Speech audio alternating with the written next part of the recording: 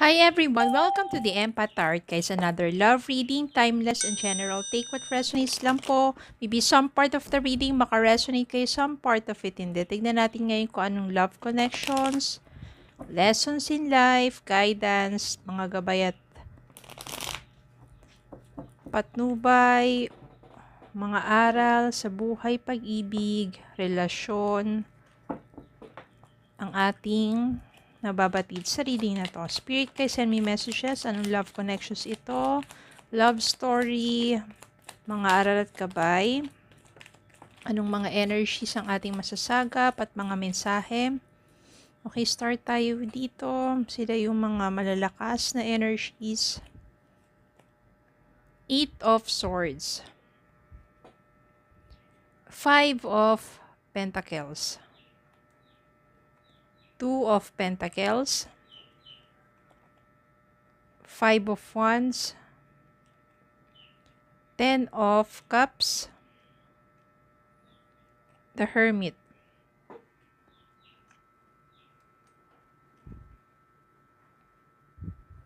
Kuha pa tayo ng dalawa. Bottom of the deck, 3 of Swords. And nandito naman sa top, Lovers.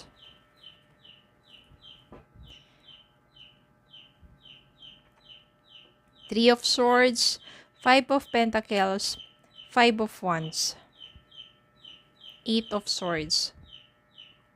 Nanggaling ka sa isang relasyon na kung saan sobrang mapanakit.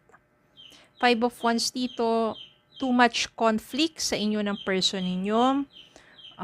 Palagi nilang nag-aaway, nagtatalo, wala nang pagkakasundo.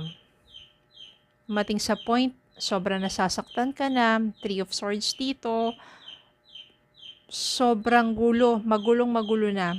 Merong lightning doon, madilim, magulo, sobrang magulo na ang relasyon ninyo. Kasi away na kayo ng away. Hindi na kayo naka-align doon sa goal ninyo. Kung saan kayo nag-start, wala na doon. Diba sa una kasi ang relasyon, diba, sweet, mga ganun, nakakapag-usap pa na mahinaon. Pag tumatagal, ang nangyayari, nawawala na yung pasensya, nagkakaroon ng mga selos, yung iba naman nagiging kampante, may mga pagkukulang. So, tumatagal, kahit maliliit na bagay na lang pinag-aawayan na. Nagkakaroon ng codependency, nagkakasakitan na at masyado ng magulo. Dumating sa point na yung person mo, iniwan ka, and you feel very lost. Alam mo yun, yung parang wala ka na sa sarili mo.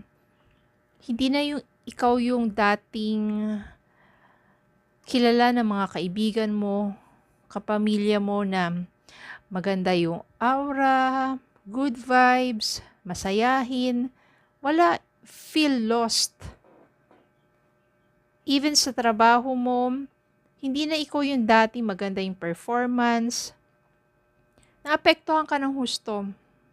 Dahil doon sa paghihiwalay o pag-iwan sa'yo ng person mo, and you feel very lost na parang wala, gumuho na yung mundo mo. O parang walang-wala ka na.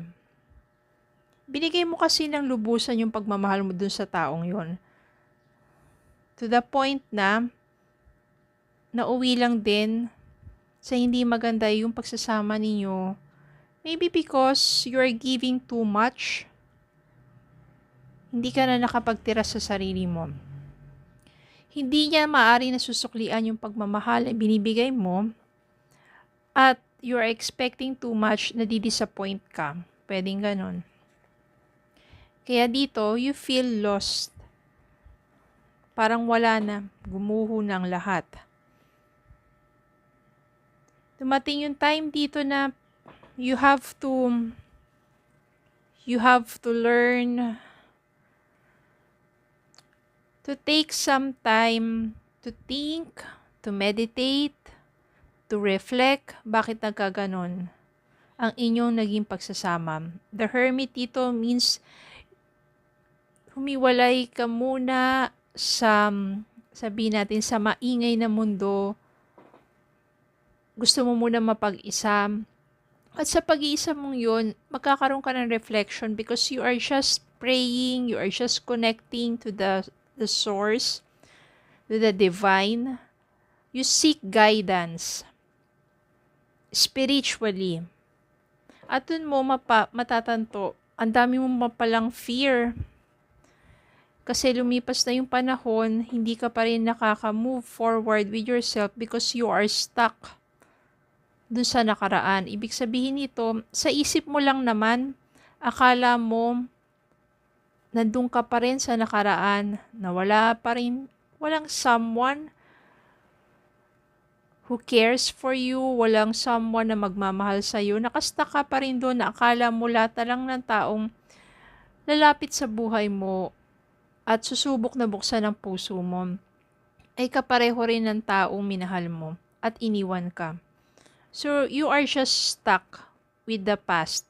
Yung fear mo, yung trauma mo, lahat nandyan, yung doubt. But all you need to do is to trust. Trust God, trust the universe. Lahat talaga nangyayari, meron dahilan. At maniwala ka, yung sakit na naranasan mo dito, it gives you lessons. Ngayon, natuto ka, mas nag-focus ka sa sarili mo, mas naging busy ka, kaliwat kanan ng mga opportunity na sinusubok mo, ginagrab mo, nagpapaka-busy ka. So that, ayaw mo na kasing mas stuck pa doon sa nakaraan. You just want to be a new you, bagong ikaw. And that, maari ito sa pagpupunyagi mo sa sarili mo. Lovers, your soulmate, true love, will come into your life. Unexpectedly, siya yung someone na, kasi parang ang focus mo na lang sa trabaho o kumita o paghahanap buhay, pero unexpectedly biglang darating tong taong to. Yung kahit pinipigilin mo yung sarili mo, pero kapag nakikita mo siya, masaya ka, magaan ka usap, sumasaya, lumiliwanag ang araw mo, and this person keeps you smiling. This person cares for you and you feel being taken care of. You feel love. Kaya hindi naman magtatagal, mahuhulog din ang loob mo sa taong ito kasi sobrang gaan ng pakiramdam at sobrang saya ng pakiramdam because this person knows how to value you. Maaring alam niya o hindi niya alam yung pinagdaanan mong sakit. Pero, nandiyan doon siya sa tabi mo para alagaan ka. And maybe this person, someone na nais makasama ka panghabang buhay. Etong taong to ang nais makasama ka to build a family together with full of love and joy. And this person will be the one who will take care of you and the family that you are building together. And this person, masasabi mo yung true love. Kasi dito, kung makikita dyan, merong rainbow, green yung paligid, ibig sabihin, magkakaroon kayo ng growth together, overflowing of love, having children. Yung cups na yan is yung mga damdamin, yung love. Magiging maganda ang inyong pagsasama. So maybe, sa iba siya na nakastuck sa nakaraan, mayroon takot, may trauma sa pagmamahal, pakawalan nyo na yan, let go nyo na yan, just live your life, maiksi lang po ang buhay, enjoy it, yung pain na yan, i-offer mo na kay God, kasi kung makikimkimin mo lang yan, walang mangyayari sa'yo, magkakasakit ka lang, may stress ka lang, madidepress ka lang, pakawalan mo na yan, yung taong nanakit sa'yo, ipagdasal mo na lang, and continue to live your life. darating din naman yung tamang panahon for you na magiging maligaya ka with someone who will takes care of your heart. Okay? Lahat yan, mga heartaches na yan, may mga lessons yan.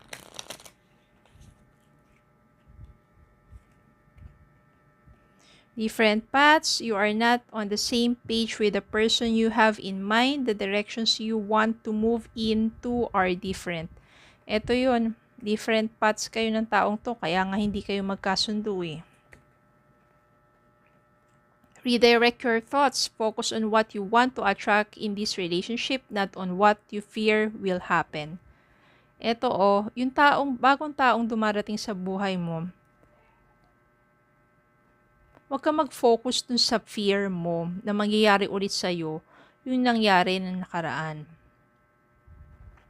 This new person will give you the kind of relationship that you want. Ito nga soulmate. Yes, this person is your soulmate. Your connection is sacred. Ito yan, soulmate. So, kayo talaga para sa isa't isa. Okay, so yun lang po. Maraming salamat po for watching. Please don't forget to like, share, comment, subscribe, follow me on Facebook, TikTok, and YouTube. Have a good day po and God bless.